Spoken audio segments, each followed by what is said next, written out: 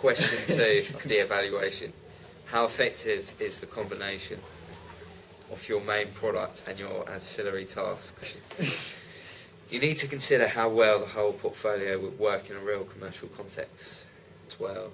I think it would do well because we've targeted quite a varied audience, because it's sort of a family type movie, anyone can watch it, and our demographics primarily sort of late teenagers, which is sort of the target market that most films go for anyway.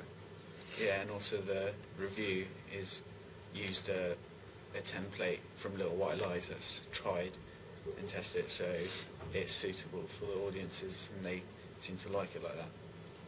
You need to assess how well you have communicated the appeal of your film for your audience in the poster. I reckon the quotes play a big part, because we've chosen we haven't chosen big kind of magazines and corporations to rate our film. And we got Mike Lee. Mike Lee. We've chosen organisations that would normally be associated with quoting and rating sort of short, low-budget films. So that we've taken that into account on what kind of audience we're targeting.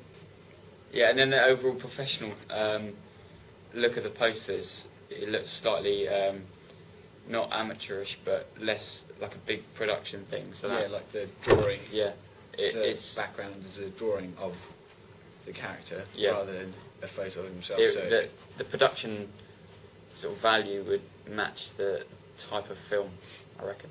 Yeah.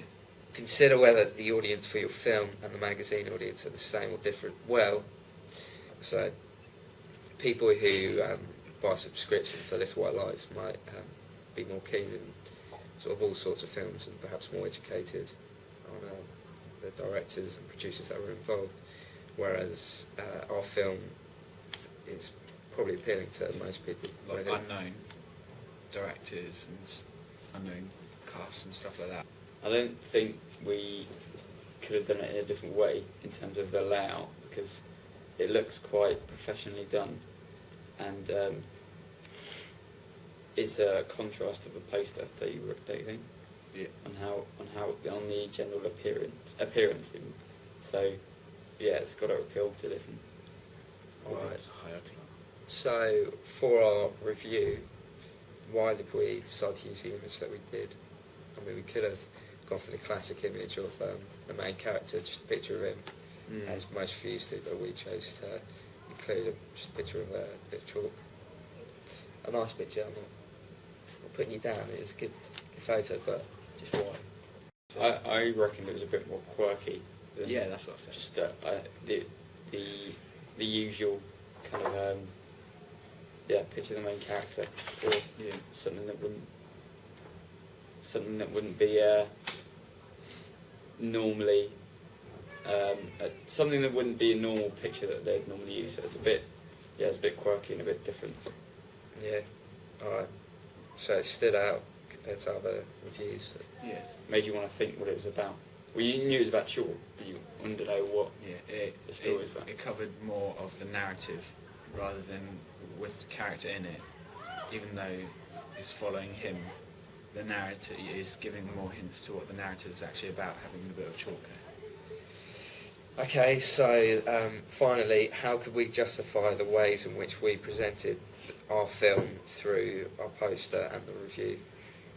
I think it does to an extent that they know enough to know whether they'd like to watch the film, but it doesn't give anything away. Yeah, I think the title of it, along with the main product, the media product, with the ancillary tasks, it's got the branding across all of them, the title chalk, and it's quite memorable, so it runs across all of them quite nicely, even though it's targeted at slightly different audiences.